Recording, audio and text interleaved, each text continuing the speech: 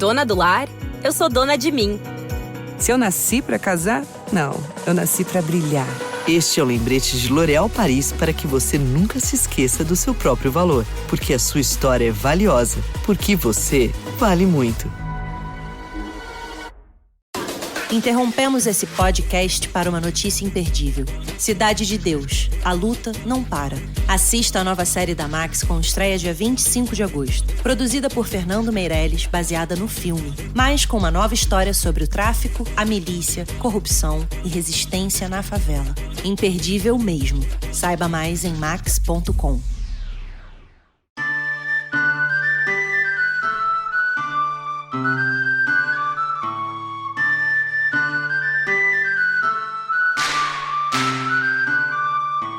Hail, you heroes, hawks, heralds, crows, pirates, and wardens.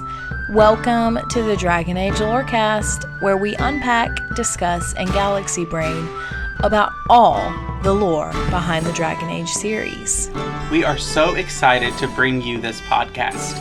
Every episode, we'll be talking about a different topic in the Dragon Age universe, from character deep dives to exalted marches and elven gods. We will cover it all. There will be spoilers. And always remember, swooping is bad.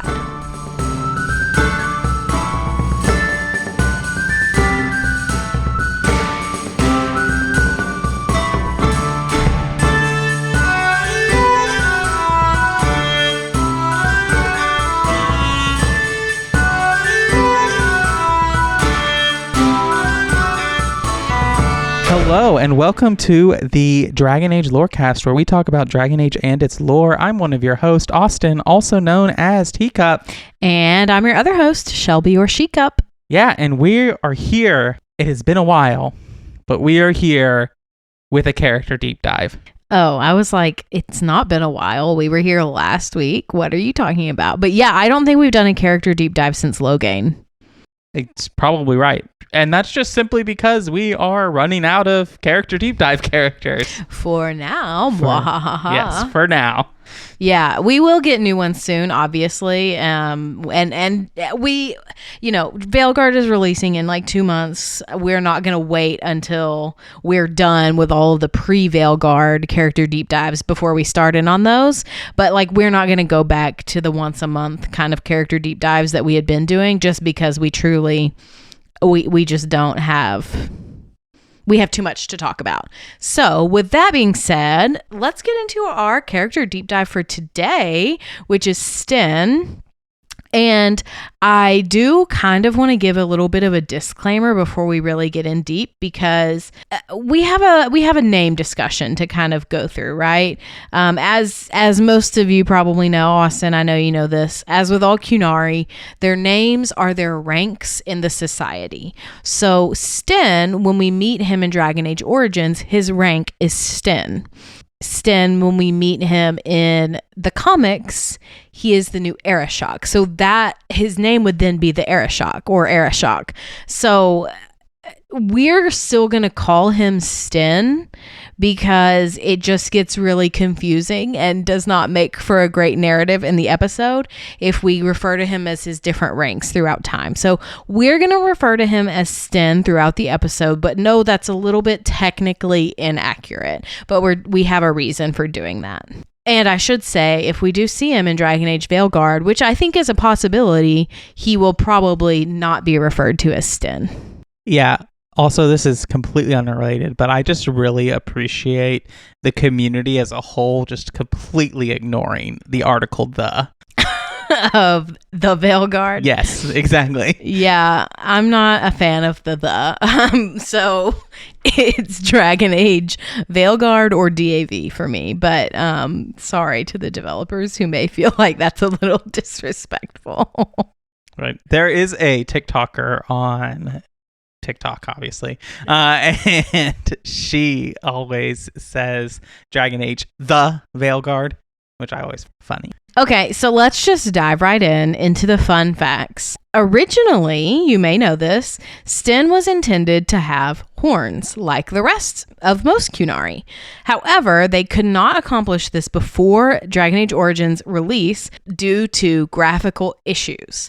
So they wrote into the lore that hornless qunari are special, destined for leadership. Does he have horns in the comics? I couldn't remember his design. He does not. He has more like dreadlock, cornrow hairstyle. So it kind of, I wouldn't say it evokes the look of horns, but like it's rowed up there. So I could see if you're just glancing, you might be like, oh, his horns are just like backward facing. But no, it's just hair.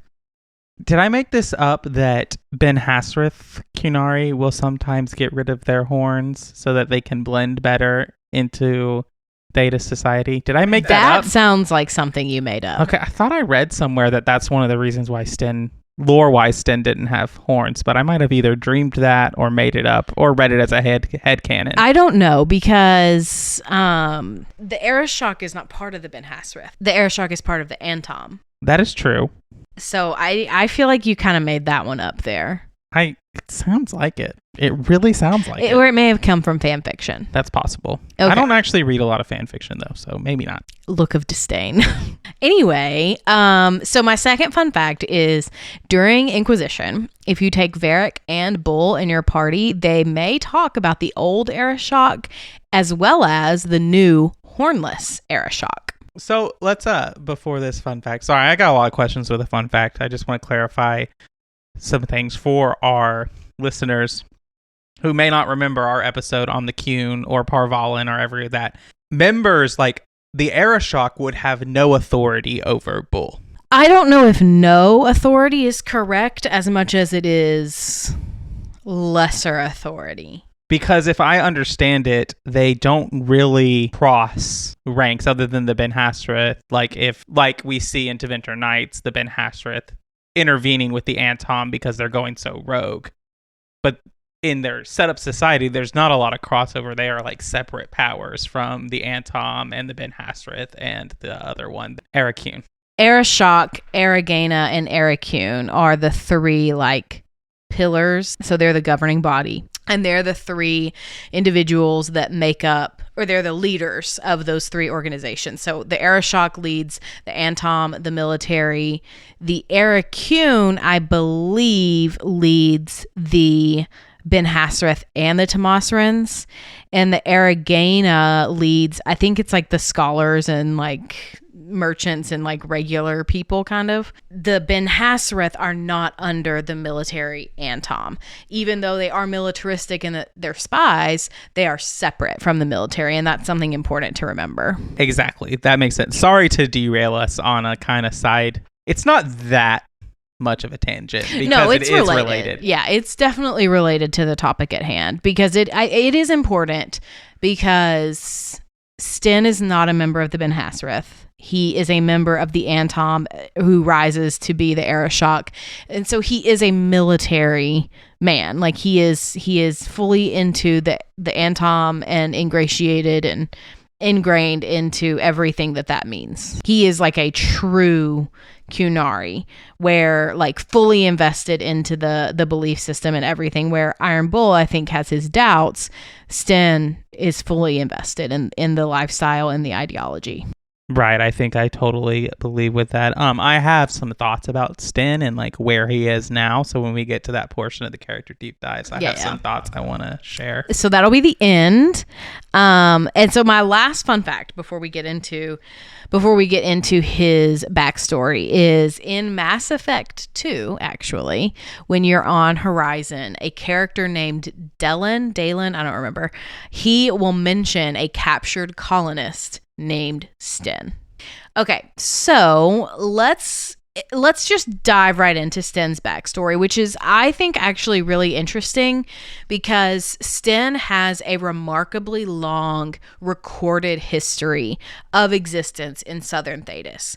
So, you might expect, like all we know about him comes from his time in Ferelden during the Blight, but that's not true. So the first record of Sten that we have comes from a letter between an Antivan Crow and someone in Antiva City, which was was written in like 903 Dragon. The crow describes a, quote, hornless boy soldier, end quote, who watched the crows with, quote, an odd intensity, end quote, and asked about the meaning of silver in the common tongue. The crow was surprised, as he'd hardly ever heard the qunari talk to anyone outside their own group, but he did answer the question. Additionally, there are several Ravani traders who mention a similar young hornless qunari soldier. In 3 years, he was stationed in Ravane and interrogated nearly everyone who entered or left the port. Most of his questions, at least the ones we know of, are about culture and language. So, I think the question comes up, how do we prove this is Sten, right? Well, we do know that hornless qunari are very rare, and even rarer is a qunari with an attitude of curiosity. A curious hornless qunari, really, I think, in my opinion, is 1 in a million and can only be one person, which is Sten. Because when we see him in Origins, he does still have an attitude of curiosity, even if he is aggressive about it. Like, he wants to know how everything works, which I think is odd for a member of the Antom. Yeah, and I mean, I think that the Antom of Sten's youth is probably very different from the Antom of now in the middle of the century. Okay, so in 912 Dragon, the qunari launched an assault on Tevinter. The Cathaban of the qunari navy struck at Tevinter's mainland with one of their fleets. They were sent with an entire unit of Beresaad soldiers. Among them was a young qunari, Sten, who commanded the common language, Teveen, and Qunlot. So as a young soldier, not quite a boy anymore, but a young man, he knows Teveen, he knows the qunari language, and he knows the common tongue. So he's already ahead above most of the other qunari that we've met. For instance, like the ones we meet in Dragon Age 2, most of them, cannot converse in multiple languages. Like, obviously they know Qunlot, but a lot of them in Dragon Age 2 don't talk as much because they don't fully understand the common tongue. But Sten does. And he knows the Tevinter common tongue too. So he's ahead above the rest. But anyway, back to this assault. The qunari assault was pretty roundly defeated by the Tevinters, and the Antom was severely shaken by their defeat.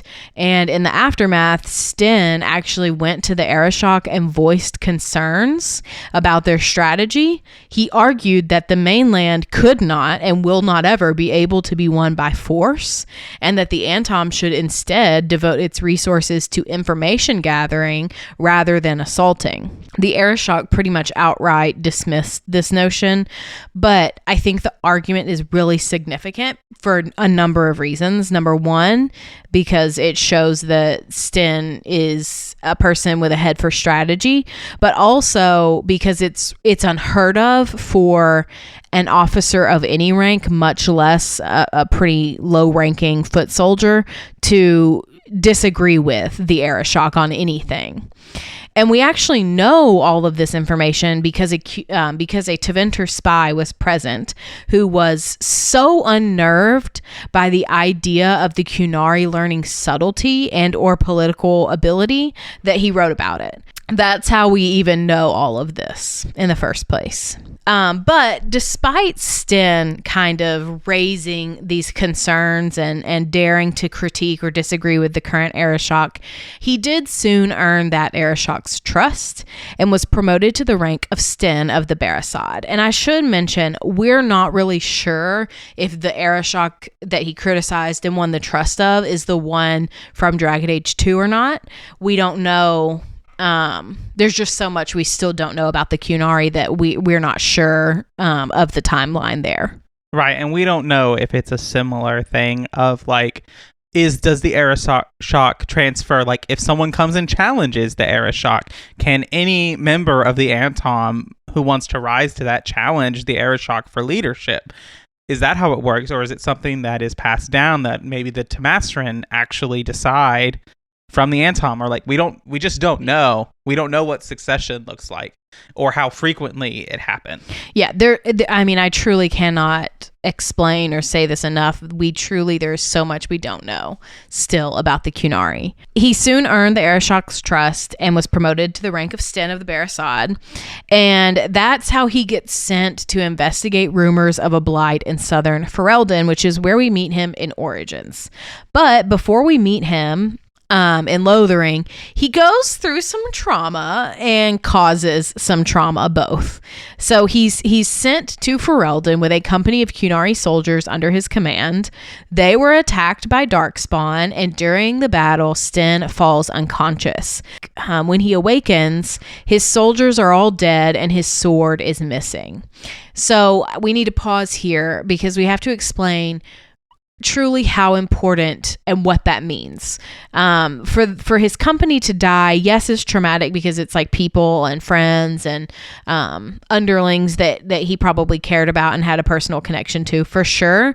But for a Qunari to lose their sword is basically the worst thing that can possibly happen to a warrior, because they believe that the sword is your soul, which is why his sword is actually named Asala, because that means soul in Qunlot. If Sten, after this happened, after he fought these Qunari, after he fought these Darkspawn, lost his sword, if he was to return home to Saharan or Parvalan without the sword, they would kill him.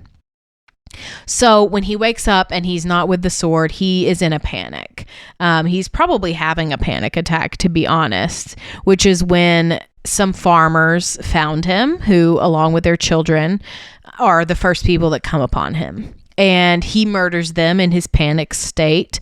And once he comes to his senses, he realizes, like, regardless of whatever happened with the sword, he's lost his honor just by murdering innocents. And so he doesn't flee. He doesn't argue. He doesn't try to plead non-guilty. Like, he just goes and turns himself in. He's like, yeah, I did this. And he's decided to pay the price for his crimes. And so that's how he gets to his cage in Lothering. And that's pretty much everything we know about Sten's backstory up to Dragon Age Origins. So do you have thoughts, comments, things that you think are significant before we go to the mid-break? I just want to leave us with a question that I don't necessarily want us to answer, but just one for our listeners to think about, and that I might address more in my thoughts at the end of, does Sten behave like a member of the Antom, or does he behave like a member of the Ben Hasrith? Yeah, I think that's a very fair question. So just something to think about in the mid-break while you listen and while we continue the rest of the episode. Interrompemos esse podcast para uma notícia imperdível. Cidade de Deus, a luta não para. Assista a nova série da Max com estreia dia 25 de agosto. Produzida por Fernando Meirelles, baseada no filme. Mas com uma nova história sobre o tráfico, a milícia, corrupção e resistência na favela. Imperdível mesmo. Saiba mais em max.com. What is this? A new book? All this shit is weird. Oh, Varric, that is a terrible title. What are you even thinking? That book you were reading this morning, Assyrian Spear. I don't think he had a spear in the legends. He does in this one. Read the description. Andraste knelt before no man but her maker. But she hadn't counted on the Archon Hessarian. Can Hessarian penetrate the tight-knit defenses of the warrior prophetess? Will she be prepared to face the full blast of his power? Wait a minute. Isabella, this is a vulgar thing. You want to borrow it? No! You sure? It has pictures. Not listening, I'm not listening. Varric, does Hawk ever autograph books? Why? Doesn't your copy of The Tale of the Champion have a big hole in it? Yes, but it could also have Hawk's signature on it. I just want to say, before we start this mid-break, I love that conversation between Cassandra and Varric that comes right before this. It is just so hilarious to me. Just wanted to say that. Anyway, welcome to the middle of the show where we take time to thank our patrons. Thank you to all of our patrons. A special thank you to our first patrons, Genesis and Lisa M., who we read out on every episode of the show. You too can join the Patreon. If you want your name read out, we'll read out the first episode after you join that we notice that you joined.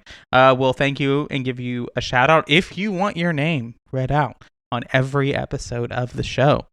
You can support us by signing up at the Divine tier or Nug King tier, and you will get your name read out on every show. If you sign up at the Nug King tier, you'll get your name read out twice on every show. So you can do that. You can also support us by leaving us ratings or reviews on Spotify, Apple, or wherever you get your pods. If you leave us 5 stars and some kind words, we will read it out on a future episode of the show. And so I have a Spotify comment to read today. This comes from our Orlesian Empire episode from Tanya B. and just says, "I've been loving this podcast." Well, thank you, Tanya, for leaving that comment. We're glad you're enjoying the show. Get your merch and more at cupspodcasting.com/shop. Get your Varric girl dinner or boy dinner t-shirts before they run out. Or NB dinner. Or NB dinner. Yes, I want to be as inclusive as possible. So that too. And then lastly, we have just a quick discussion on, as we are recording this day, there's been some stuff in the community regarding spoilers of Dragon Age, the Veilguard. And I know Shelby wants to talk about that. Yes, I do want to talk about spoilers as it relates to Dragon Age Veilguard. Because, no, you're right. There has been a lot of discourse in the fandom as of late. And I just want to say, first of all, no hate to anybody. But as for our podcast, we're not going to be discussing spoilers in depth until after the release of the game. Just because we want everybody to have an equal playing field when it comes to actually starting the game on October 31st. After October 31st is going to be a different story, and we'll update you episode by episode. But with that being said, anything that BioWare posts that's like about companions or, basics about combat, like those kinds of things, we're not going to define as spoilers. Those are just basic informational facts. We're not going to talk about major plot points of the game on this episode or any episode before the game drops. And I just wanted to make that clear because, again, there's been a lot of discourse, a lot of differing opinions from some people who just don't care at all about spoilers to some people who feel, oh, we've been waiting for 10 years. Like, I can wait for another 2 months. I don't want to be spoiled. And we understand both sides of that. And I think it is a continuum. Everybody exists in a different place on that continuum. And so we're just going to try to be as respectful as we can of everybody and of everybody's preferences. So no spoilers, no major things from us until after the game comes out. And I just want to copy this and just a general reminder to the fandom as a whole of us. I know we've been waiting for this game for a long time, and there's a lot of excitement and a lot of emotions around this game. But one of the things that I love about the Dragon Age fandom is that in general, across the board, we are kind to one another. We support one another. We like each other. I remember when we first got into starting this podcast and we came more into this fandom, we were welcomed with open arms, and that was really important to us. And I just don't want us to lose sight of this. And just remember people make mistakes. People say things. Also, be responsible for your own spoiler. I don't want to be spoiled. I have not watched the IGN coverage. And part of that is that I know Dragon Age and I've seen the gameplay. I've seen enough. I don't need to watch any more gameplay to be sold on. I'm going to be honest. I didn't need to watch any gameplay. I was always going to buy this game. Right. But at some point I wanted to see if they were going to go more the action adventure route, which they have, versus the turn-based thing. Yeah. I get that. And so anyway, we just wanted to give a little short update to everybody and just a general reminder, we can all be friends in this fandom. Like, let's all just take a beat. It's a very emotional time. But there's enough lore for everybody. So with that being said, let's get back into it.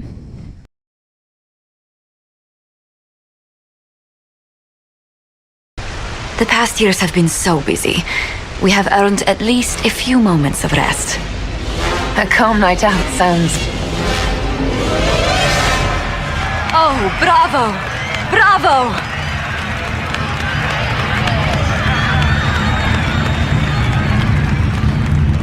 Was the woman in gold playing a king? Who was the man in feathers?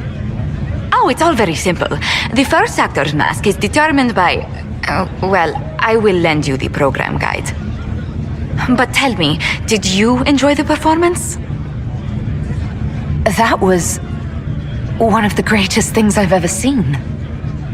Truly. That part with the glittery, and they actually set fire to... Yes, I truly enjoyed it. Then I call tonight a great success. I've got some of it written down now. Give it here. Her breasts strained against a leather jerkin like two wild stallions corralled against their will. She pounced, the smooth moves of a jungle cat, and locked her thighs around Donnick's waist. He... What? Nothing. What is that? Shh. Isabella just thought she'd celebrate your love affair with a written dedication. It's friend fiction. I do it out of love. I will never, ever be clean again. You fear barbarians will swoop down upon you. Yes, swooping is bad. Okay, so let's talk about Sten's involvement in the trilogy. Obviously, his main involvement is going to be in Origins because he's a companion in that game. So he is a two-handed warrior, and you can indeed rescue him from his cage in Lothering, which I know Austin did not do the first time he played this game. But...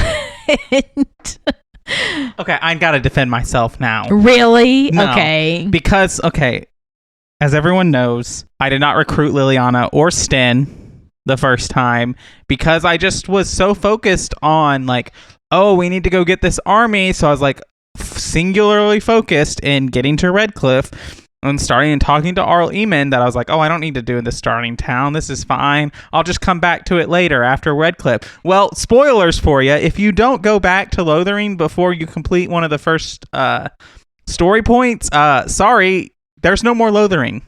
I'm so excited for you to play Veilguard for the first time and fuck everything up. I probably will. Like, y'all, it is like I have a terrible track record with BioWare games. The only BioWare game I did really well were the KOTOR games. Okay, well, let's get back to Sten. We'll revisit this topic, I'm sure.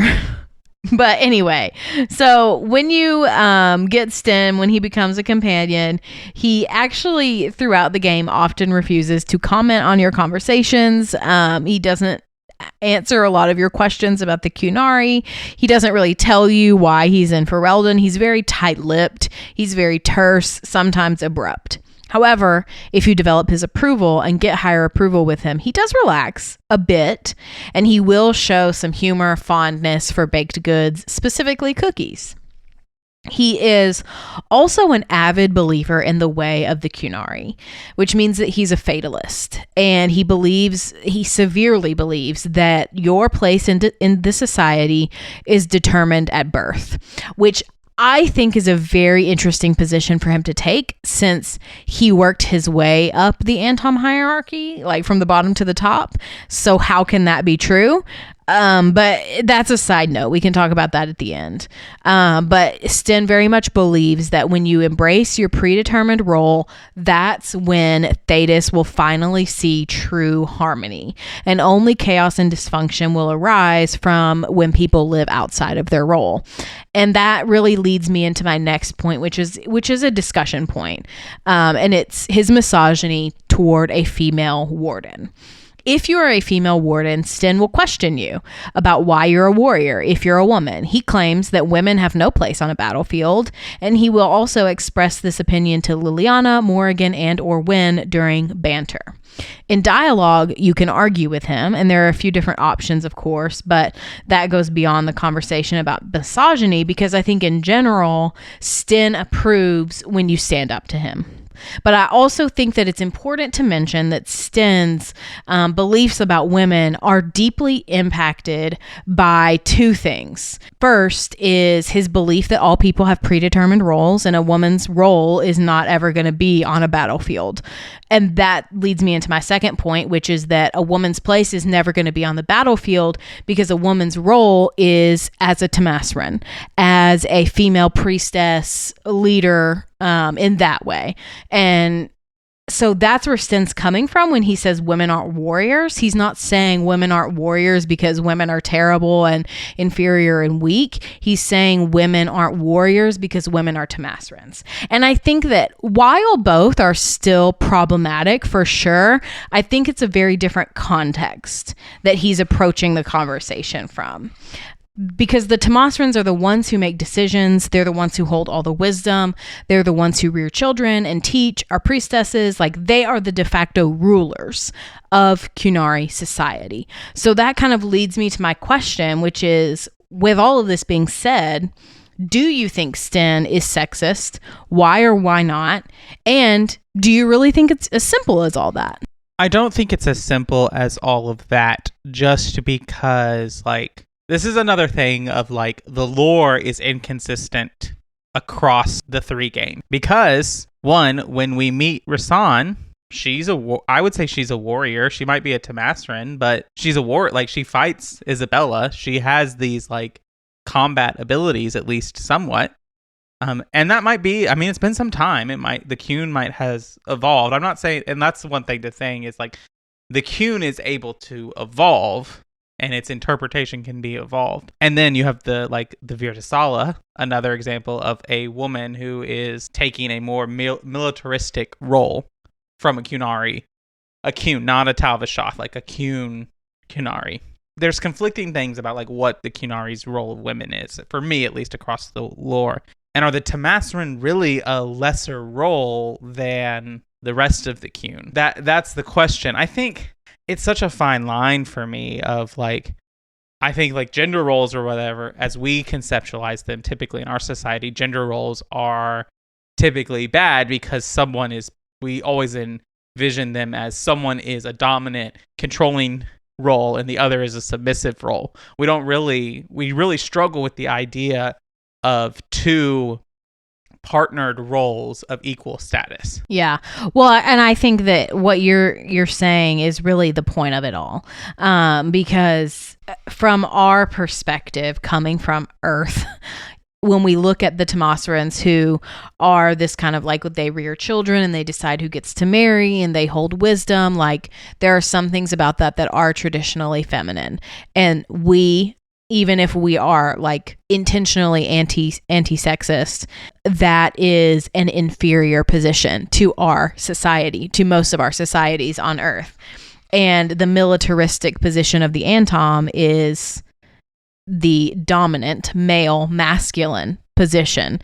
And so it's inherently better, quote unquote, in most, if you just accept, the kind of societal beliefs. And so I think that when we see the Tamasrans versus the Antom, we see, the Tamasrans are the female role, they're inferior, and the Antom is in charge. But in reality, that's not how the qun operates. So I think a big part of it is that we look at the qun through our human Earth glasses and don't see the qun as, like, okay, these are three equal groups. You just don't know as much about the third one. And so I think that Sten is not intending to be a misogynist, but I think that it does come across that way. And It is frustrating, I think, to hear that kind of encounter, because I don't feel like Origins does a good job at making you understand or helping you to understand that Sten comes from such a different society. I think if Iron Bull asked that question, which, like, yes, Bull would never ask that question, but if Bull was the one who did have that conversation, I think it would be received really differently. Right. And I think it comes down to kind of just further articulate the point. A lot of times we look at gender roles that are forced on women. The inequality comes from women being forced in that role, but men can choose whatever role they want. That is not how it works. Nobody gets to choose. Nobody chooses what role they get. We look at it as generally a bad thing, especially from our American perspective of like, oh, you have no choice, you're oppressed, you're not free because you have no choice to do that. That's how we interpret that. But really, if you look at it, the qun as it of itself is, I wouldn't say it is an equal playing field, but it's not as unequal as a playing field as we tend to look at sexism in our society. Yeah, I think that's fair because the Tomasrans decide who goes where, you know? Mm-hmm. So, I mean, I think our answer then to this question is how he has the conversation is sexist in and of itself, but I don't think Sten is intending and truly like, oh, women can't do this. I think he's saying, I've never seen a woman in this role. How did you get to here? And he phrases it badly. And I think that's part of it, of like someone like Bull in the Ben Hasrith is going to be trained to integrate into society. Sten would have not been. Yeah. Okay, so for the rest of Origins, there's not a lot left, but he does, his side quest in this game is about getting his sword back. And so basically you have to go to a bunch of different places like Redcliffe and some vendor outside of Orzammar, whatever. It's kind of just a fetch quest. But in the end, if you do complete it, it results in Sten referring to you as Kadan for the rest of the game, which I am so fascinated by the lore surrounding this word. Because in Those Who Speak, I think it's Those Who Speak, he refers to Alistair as Kadan too. And then if you romance Bull, that's what he calls you in your romance. And so it's like, it's obviously something intimate, but like, how intimate is this? Is this just kind of like, oh, hey, bestie? Or like, I need to know more information. Have they changed the lore, etc.? I'm going to be very telling about myself, and I might get some hate on the internet for this, but if none of you would really know this because we've never talked about this, but like Shelby got me into watching Grey's Anatomy, and now like I'm a more avid Grey's fan than Shelby is. The reason I'm talking about this is I think Kadan, a good like example from another media, is your person. Oh yeah, I think that's a fair point. Because your person can be romantic, but it can also not be romantic. Yeah, that's fair. I just wonder if they've like transitioned the lore to for this to be more of a romantic thing. It's possible. I mean, so much has changed since Origins. It's really hard to tell like what is staying through. True. Okay, so my last little point that I have about Sten and Origins is in the epilogue, if you have high approval and survive, obviously, Sten will tell you that he's planning to go home to Saharon and that the Warden can join him if you want on the journey. So the Warden can actually go to Saharon. That's really interesting because also doesn't Bull invite you to Parvalin? But that makes no sense because... that wouldn't make any sense. You are exactly right. You're all kinds of full of wrong lore tonight. That is a fair point. I take all of that back. It's too much Grey's Anatomy in my head. Okay, so let's talk about Dragon Age 2, unless you had anything else to say about Origins. Nah, let's keep going. So we don't actually see Sten in Dragon Age 2, but there are actually quite a few of the Sten rank, and there are quite a few passing references to him as well. So Carver, Bethany, or Aveline will mention a Sten in Lothering when you first go to the Qunari compound. Leandra mentions how terrible Sten was, and now there's a whole compound of them. The Emergent Compendium in the Black Emporium mentions a image of a, quote, hornless qunari with tightly braided hair. And then lastly, Meryl and Aveline discuss whether the qunari like rainbows or butterflies, which I think is a reference to the rainbow or to the butterfly sword for Sten. You know, you get like -50 approval for giving that to him. You get -50 approval for giving everyone's to them, I think. Yes. But I love watching Sten wield the rainbow sword because it is hilarious. It's pretty good. Okay, so let's talk about the comics, and then we can get into some more discussion and quotes and stuff. I assume that we're not going to talk really in depth about these because we just did an episode on them. Correct, which is why we're doing this character deep dive right now. But yeah, I'll just give you a very brief overview in case you haven't listened to those episodes. So after Hawk kills the previous Airshok, Sten becomes the new one. Alistair, Varric, and Isabella visit him and learn this. As I've said, he calls Alistair Kadan and also Basilit An, which is basically like person who should be respected. As I mentioned earlier, Kadan means where the heart lies, literally. So who knows? Is it intimate? Is it romantic? Yes, maybe. No, maybe. Both. Yes, and I don't know. This phrase of where the heart lies has a lot of like ties into religions or philosophies across the world, across the board. But like the one thing of like a quote of Jesus is where your treasure is, there also will be your heart. And it makes me think that it does kind of add of this, like this person, this thing that is so important to you, which makes me think that there is no one person that is Sten's Kadan. It is the entire party itself. Like the people he walked a song and fought the Blight with, those are his Kadan. That's where his heart lies. Yeah, I don't know. It's hard for me to imagine him caring that much about, say, Morrigan. Right. But I think it's a point of like one of Sten's like primary things is loyalty. Even like someone like Wynn or Morgan who he conflicts with because they went through this together, because they did this and they didn't reject him and they accepted him at least partially, they all get roped into this Kadan. Yeah, I can see that. I don't want to spend too much time on this though. So let's get back to the comic because there are a few things he does, which is number one, he imprisons Varric and Alistair because he doesn't want Titus to get to them. And then he also turns Isabella over to Rasan because of her reputation for stealing the Tome of Goslin. But at the end of the comic, Sten and Alistair duel in which Sten loses and asks Alistair, like, basically, you're going to have to kill yourself or I'm going to have to kill you. And Alistair suggests, like, no, instead you should come with us to assault Titus's fortress. And Sten agrees. And then in the next comic, Until We Sleep, he goes with them to confront the Magister, and he uses his soldiers to launch a frontal assault on the fortress. And that's kind of the end of where we see Sten in the comics. And so I want to get into some quotes and characteristics, and then we can have our discussions. So the first quote is, "No one has a place here. Your farmers wish to be merchants. The merchants dream of being nobles, and the nobles become warriors. No one is content to be who they are." The second quote is, "Happiness is fragile.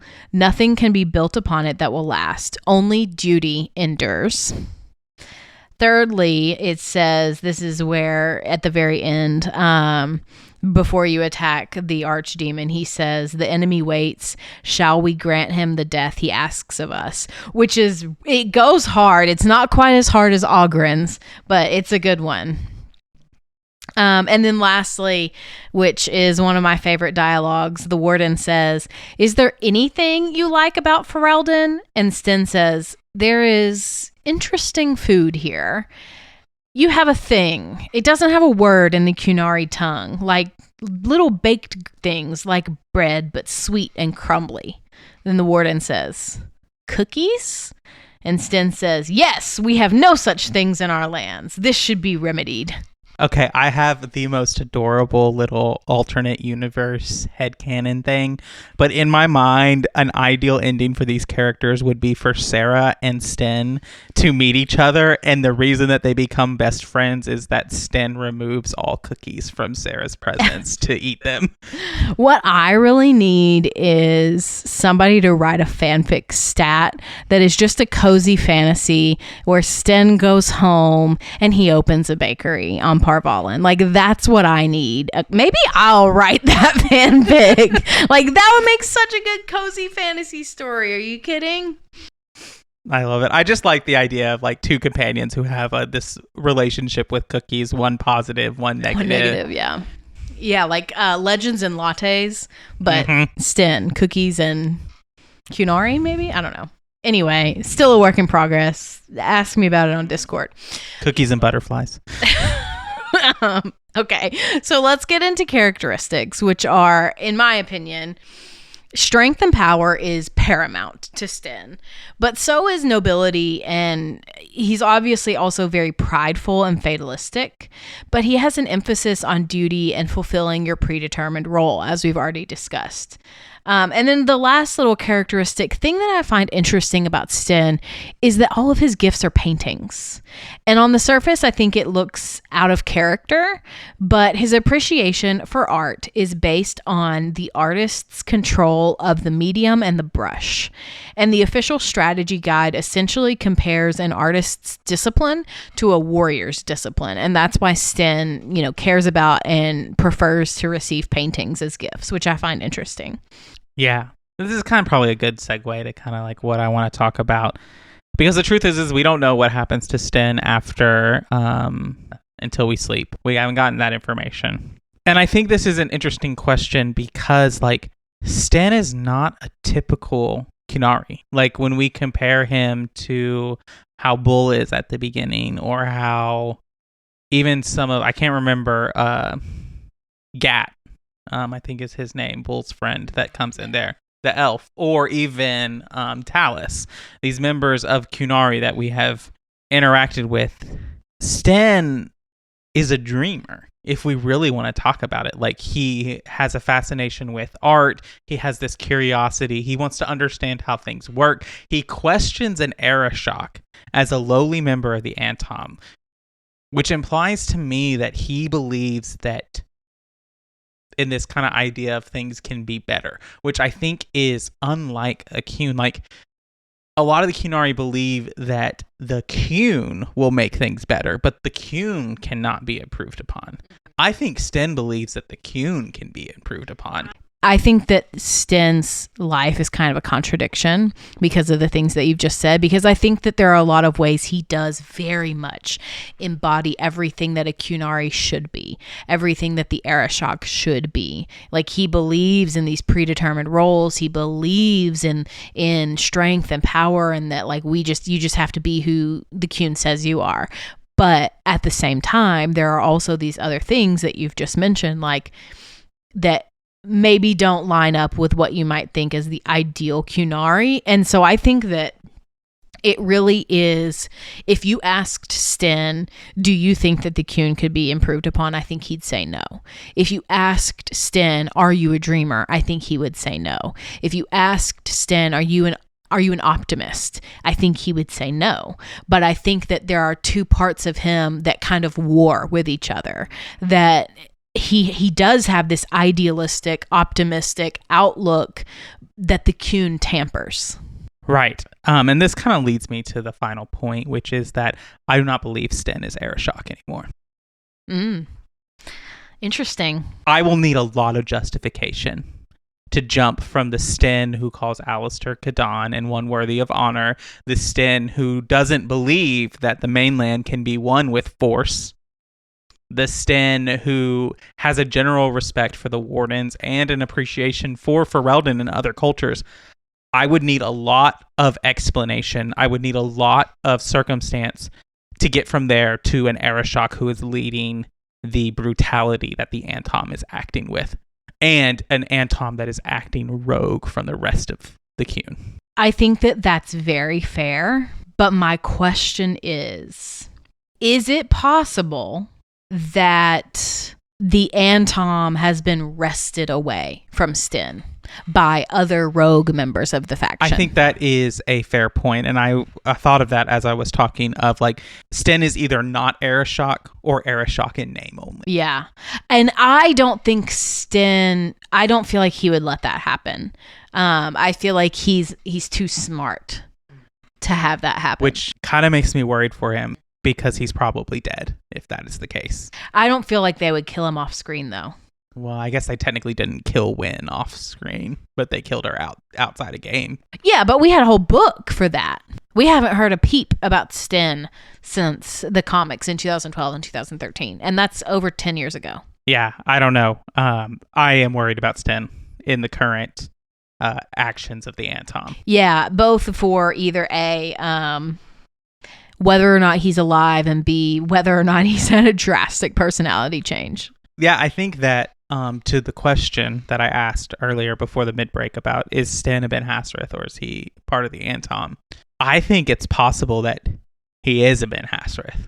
Mm-hmm. Yeah. Because we have seen that the Ben Hasrith will infiltrate the Antom and pretend to be part of the Antom. Yeah, I don't see that as being super out there. I think there are some backstory things that they would have to do a little bit more digging into, like, okay, well, he's been part of the Antom since he was a little kid, so like how do you make that work? But yeah, I think that could be fairly likely. He just is like his default mode. I don't see like the Tamasrin, as far as we know, according to Bull, do extensive interviews and not interviews, but extensive like vetting to try to figure out where these qunari, especially those born into the Qun, belong.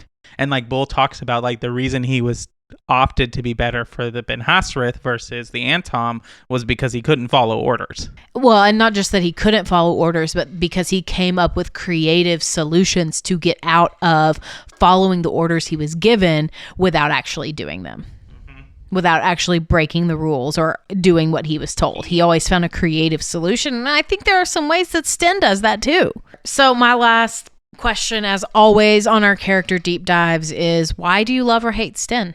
I think Sten is often an overlooked character who is overshadowed by other qunari characters that come in later in the game. And I do think that like I appreciate Sten for being the first one to introduce us into this qunari. I think Sten overall to the party, I enjoy him because I think he adds a like more stable tone to the Origins party that is really needed.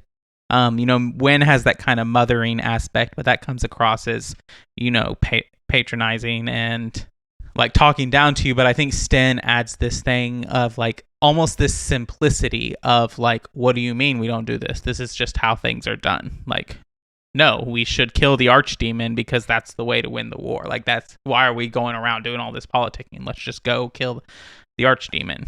Like, he exists in this kind of simple mindset that I think adds a little bit of grounding to the Origins party. I agree. I think he very much also adds just maturity and experience because so many of them are so young with no experience. Liliana, Morrigan, Alistair, the Warden, even Zevran is on the younger side. They're all very immature in some ways. And I think Ogren, even though he's older, is also immature. But I think that Sten and Wynn are the only ones really that add that kind of maturity and life experience. They've seen more of the world than the rest of them have. But I do like Sten. I think that Sten gets a lot of hate. I think he gets a lot of bad rap for the way that he approaches a female warden. And I think it's justified. I think I understand why. But I think a lot of people don't dig into where he's coming from as a qunari. And it's very much just seen as, oh, well, these writers hate women and Sten hates women, and so I just hate him too. But in reality, I think that Sten also wants you to stand up for yourself and say, no, screw you. Like, this is why I'm here. You better get used to it or you can get out of the party. Yeah. And I think that in general, I will just say this, like, in Origins, Sten is probably the only companion that other than like Zevran, who I would argue is presented as not white. I think it's hard to say that as like, because he's a different race. And so I think that like similar to Vivian, these people who have staunch beliefs, who are people of color, tend to get a little bit of hate from our own biases that come in there. I'm not blaming anyone. I just a reality of what happens there. But I also think that like for character analysis, if you're familiar with the Enneagram, I think Sten is a 1. I think, which is the perfectionist, or in some other thing calls the reformer.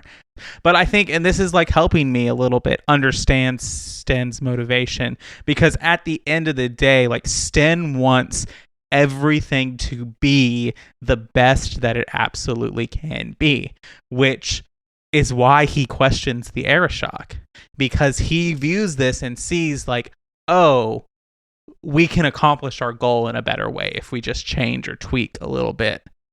I now have a lot more understanding and compassion for Sten. Good. That's the point of the character deep dive. I don't think there has been a character deep dive where we've gone in and I've said, nope, I still hate this character. Really? Not even Anders? No, because like, and earlier today when we were at dinner, you asked me about Astarion, and we were talking about, you hate Astarion, blah, blah, blah. And I don't hate Astarion, and that's a different episode, but I don't hate Anders. And I will say that on this podcast now. I don't hate Anders. I think that as a fandom, we try to excuse the atrocities that Anders commits, and we shouldn't. I mean, okay. Is that all? Yeah, that's all. I think that, and like I had a more visceral reaction to Anders when I first played the game and later. But like I do have an understanding, like he does go through his own version of suffering. And after my brief time of what I've played in Awakening, I can tell that who he is in DA2 is not really who he is, as Hawk says when you ask about him. There never was just Anders. Yeah, fair. Well, seeing as how this isn't Anders' character deep dive, it's probably time for us to close it out. All right. Well, thank you for bringing all the research here. It was fun.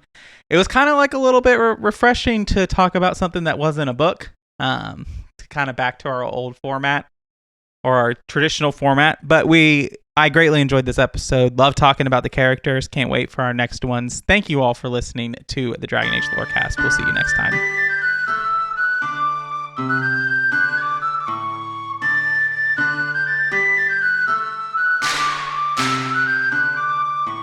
Thanks for listening to the Dragon Age Lorecast. You can find us on Twitter at DA Lorecast. If you have any lore questions, topics to unpack, or side character suggestions, join our Cups Podcasting and More Discord server. It's easily the best place on the internet. You can also support us financially through our Patreon. You can find us there on patreon.com/DragonAgeLorecast. The Dragon Age Lorecast is part of the Robots Radio Network. For more information about the Robots Radio Network, join the Discord server via the link in our episode description. If you enjoyed the show or learned something new today, please subscribe, leave us a review, and join the Patreon. And if you enjoyed our intro and outro music, give a big thank you to Pipeman Studios. Thank you, Pipeman. Thanks again for listening to the Dragon Age Lorecast. We'll see you next time.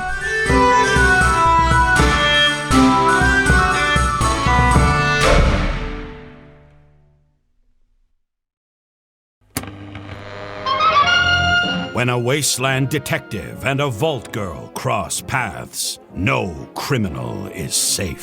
You're both under arrest. Don't move a muscle if you know what's good for you. Based in Bethesda's Fallout series, follow Walter and Bunny as they traverse the Texas Commonwealth and New Vegas, busting big crime rings. We'll need all we can to expand into Vegas territory.